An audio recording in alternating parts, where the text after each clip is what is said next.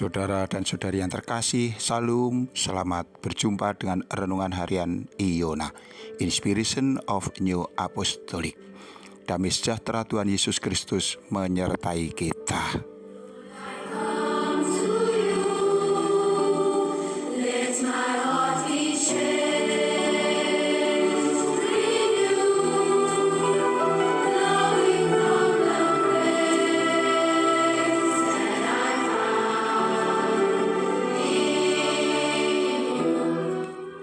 Kita akan membaca firman Tuhan yang tertulis di dalam Injil Matius pasal 4 ayat 8 sampai dengan 11.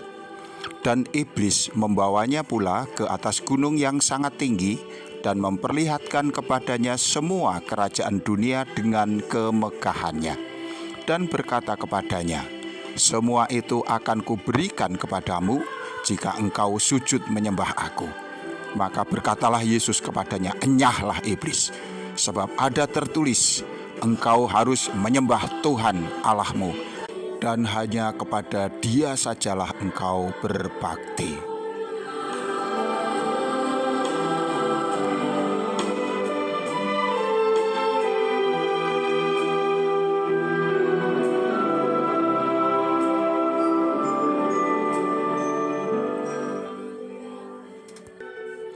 Saudara dan saudariku yang terkasih, kini kita sampai pada bagian terakhir dari pencobaan di padang gurun. Iblis kembali membawa Tuhan Yesus. Kini ia membawa Tuhan naik ke atas gunung yang sangat tinggi. Lihatlah apa yang dilakukan iblis. Ia sama sekali tidak terkesan bahwa dia sedang merendahkan Tuhan. Sama sekali tidak ada kesan bahwa iblis ingin mencelakakan Tuhan. Ia membawa Yesus, Tuhan Allah kita, ke gunung yang sangat tinggi, ke atas gunung yang sangat tinggi. Begitulah iblis, ia senantiasa mengemas tipu daya, ia senantiasa mengemas maksud yang jahat dengan bungkus yang indah, yang menarik.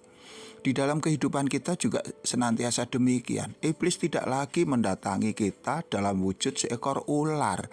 Iblis tidak lagi tinggal di tempat-tempat yang angker, di tempat-tempat yang sama sekali orang tidak suka. Tetapi iblis bertransformasi. Iblis juga adalah sosok pembelajar yang setiap saat melihat gelagat cara hidup, cara pandang, gaya, tren kehidupan manusia.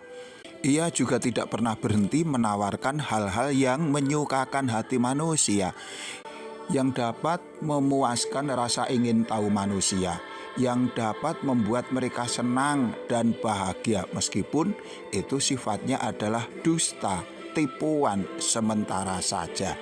Bahkan kepada Tuhan Yesus tatkala itu ditawarkan kemegahan semua kerajaan yang ada di dunia. Begitulah kini terlihat betapa liciknya setan. Alam semesta beserta semua isinya ini milik siapa? Siapa yang menciptakannya? Tetapi mengapa dalam hal ini iblis kemudian mengatakan semua itu akan kuberikan kepadamu? Iblis benar-benar pendusta, penipu. Ia mengklaim apa yang menjadi milik Allah, apa yang menjadi karya Allah sebagai miliknya sendiri, dan kemudian itu digunakan untuk menjebak manusia. Dan dalam perjalanan waktu kita dapat melihat betapa cara-cara licik ini telah dapat berhasil menyesatkan demikian banyak orang. Mereka mengikuti apa yang menjadi kata-kata iblis yang busuk itu dengan mengorbankan imannya, dengan mengorbankan keyakinannya, dengan mengabaikan perintah-perintah Allah, lupa akan panggilan kasih, lupa akan saudara-saudarinya yang harus dicintai. Mereka jadi pencuri, mereka jadi penjahat, mereka jadi pembunuh, mereka jadi pengkhianat. Semuanya berawal dari tipu daya setan.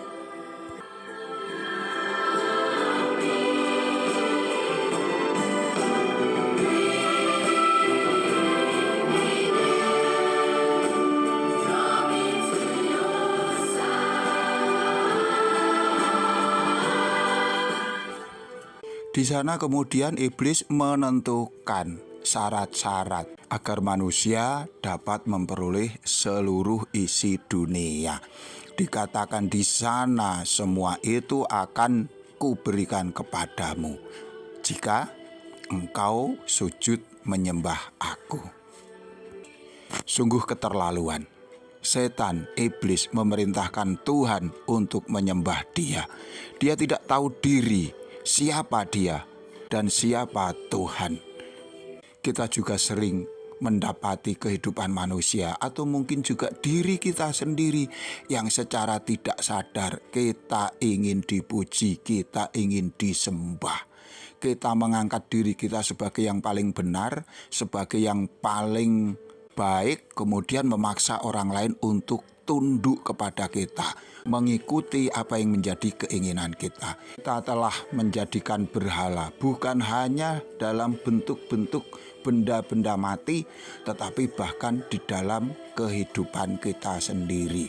Ketika orang telah merasa dirinya paling sukses, dia memiliki demikian banyak kekayaan, kemudian dia ingin orang-orang mengikuti keinginannya. Ini sebenarnya adalah watak iblis. Mereka lupa bahwa segala apa yang telah dimiliki manusia, apakah itu kekayaan, apakah itu kehormatan, semua adalah karunia Allah. Tetapi manusia oleh karena kesombongannya, oleh karena kesesatannya, ia tidak bersyukur. Bahkan sebaliknya, ia ingin dihormati sebagai Tuhan, ia ingin disembah seperti Allah. Itulah watak iblis, dan kita jangan sampai terjebak kepada hal yang demikian.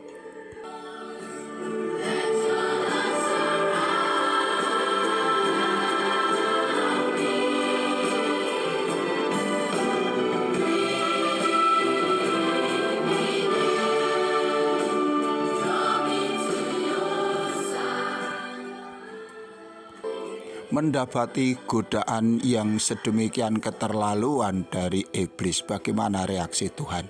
Tuhan bertindak dengan tegas. Maka dengan sabdanya yang penuh kuasa, Tuhan mengatakan, "Enyahlah iblis."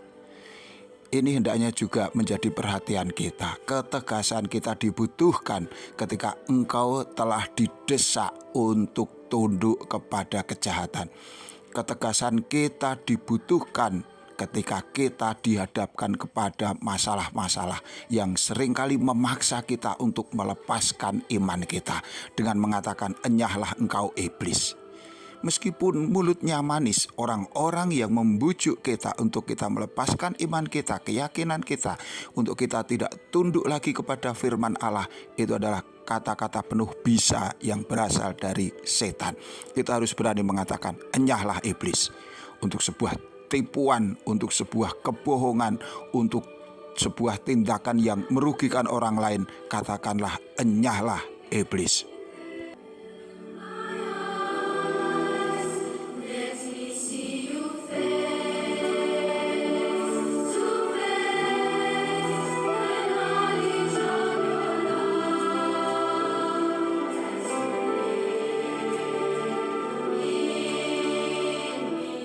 Dan kemudian Yesus mengajar, sebab ada tertulis, "Engkau harus menyembah Tuhan Allahmu." Ada kata harus, berarti tidak ada pilihan di samping itu. Menyembah Allah adalah satu-satunya jalan terbaik untuk kita dapat diterima di hadapan Allah. Dan ini bukan sebuah paksaan, melainkan sebuah keinginan dari hati kita. Kita sadar siapa kita adalah ciptaan yang kecil, yang lemah. Pada bagian yang lain kita memandang kepada Allah, Dia adalah yang maha kuasa, maha mulia, maha agung, sempurna. Dan kita pasti akan bersuka hati menempatkan diri kita di bawah kehendaknya yang kudus, di bawah kuasanya yang menyelamatkan. Kemudian dikatakan juga di sana, dan hanya kepada Dia sajalah engkau berbakti.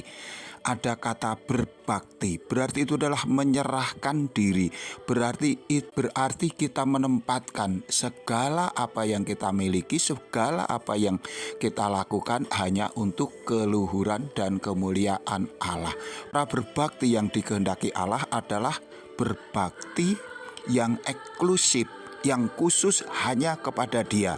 Dikatakan di dalam nas kita, hanya kepada Dia sajalah engkau berbakti. Di luar Allah memang kelihatan sepertinya ada kuasa-kuasa yang dahsyat, kuasa-kuasa yang hebat, tetapi tidak ada satupun kuasa-kuasa itu yang dapat menyelamatkan engkau. Kuasa-kuasa itu berasal dari setan, berasal dari iblis yang menipu, yang menjerumuskan. Kita harus menghindarinya.